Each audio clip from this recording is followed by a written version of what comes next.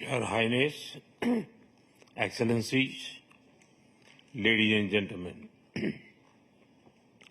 16वें BRICS summit के शानदार आयोजन के लिए मैं राष्ट्रपति पुतिन को हार्दिक बधाई देता हूं और ब्रिक्स से जुड़े नए साथियों का भी एक बार फिर से हार्दिक स्वागत करता हूं। नए स्वरूप में ब्रिक्स विश्व की 40% मानवता और लगभग 30% अर्थव्यवस्था का प्रतिनिधित्व करता है।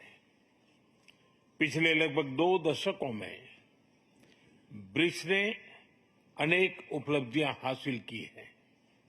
मुझे विश्वास है कि आने वाले समय में यह संगठन वैश्विक चुनौतियों का सामना करने के लिए और अधिक प्रभावी माध्यम बनकर के उभरेगा। फ्रेंड्स, मैं न्यू डेवलपमेंट बैंक के अध्यक्ष हर एक्सेलेंसी दिल्मा रूसेफ का अभिनंदन करता हूं। पिछले 10 वर्षों में यह बैंक ग्लोबल साउथ के देशों के विकास के लिए महत्वपूर्ण विकल्प के रूप में उभर रहा है।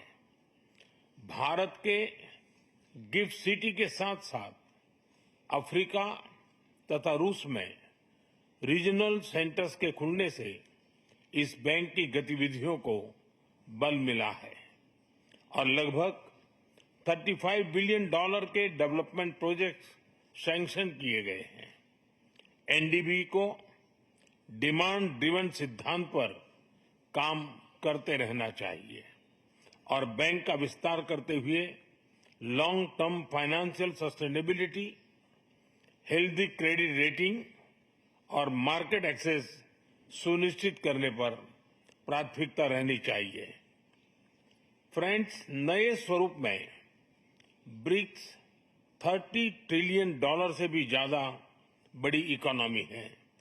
हमारे आर्थिक सहयोग को बढ़ाने में ब्रिक्स बिजनेस काउंसिल और ब्रिक्स विमेन बिजनेस अलायंस की विशेष भूमिका रही है। इस वर्ष ब्रिक्स के अंदर WTO reforms, trade facilitation in agriculture, resilient supply chains, e-commerce और स्पेशल इकोनॉमिक जोन को लेकर जो सहमति बनी है, उससे हमारे आर्थिक सहयोग को बल मिलेगा।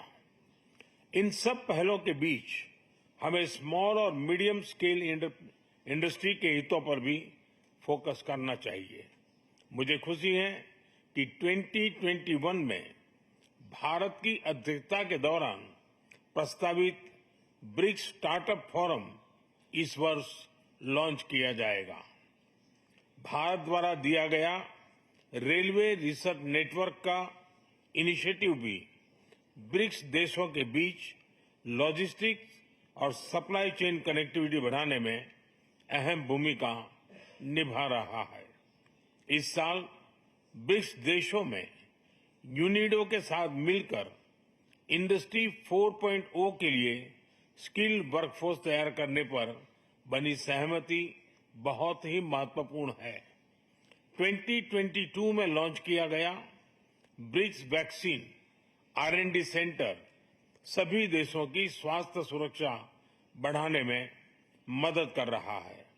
हमें डिजिटल हेल्थ में भारत का सफल अनुभव ब्रिक्स पार्टनर्स के साथ साझा करने में खुशी होगी।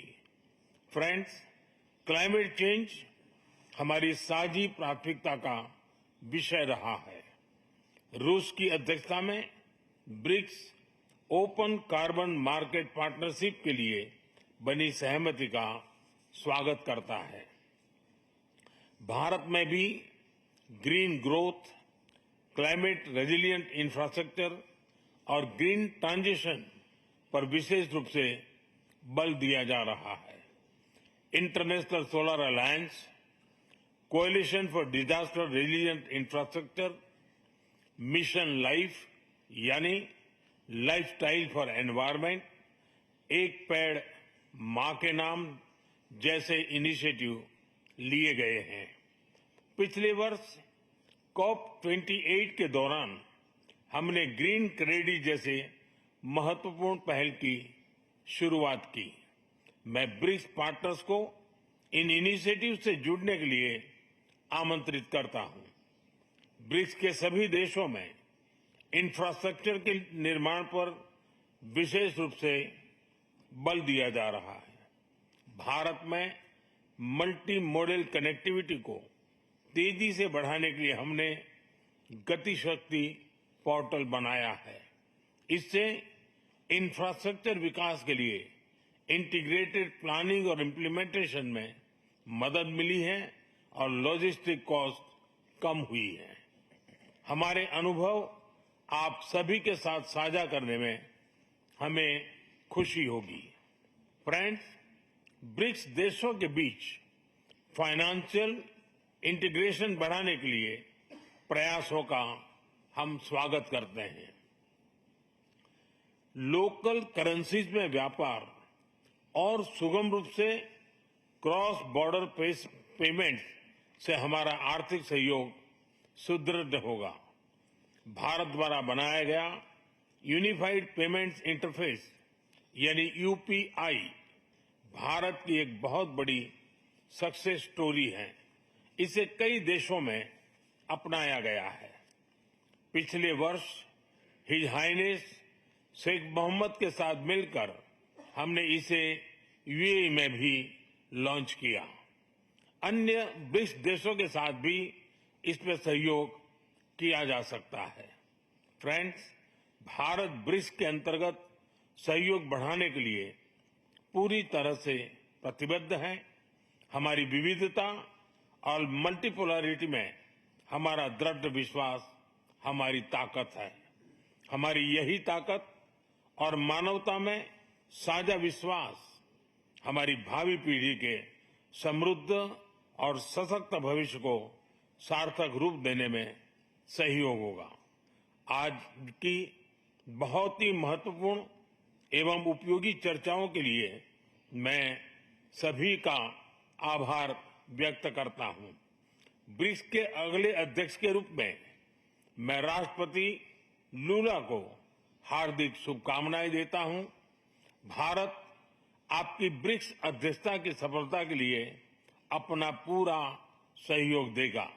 एक बार फिर राष्ट्रपति पुतिन और सभी लीडर्स का बहुत बहुत धन्यवाद।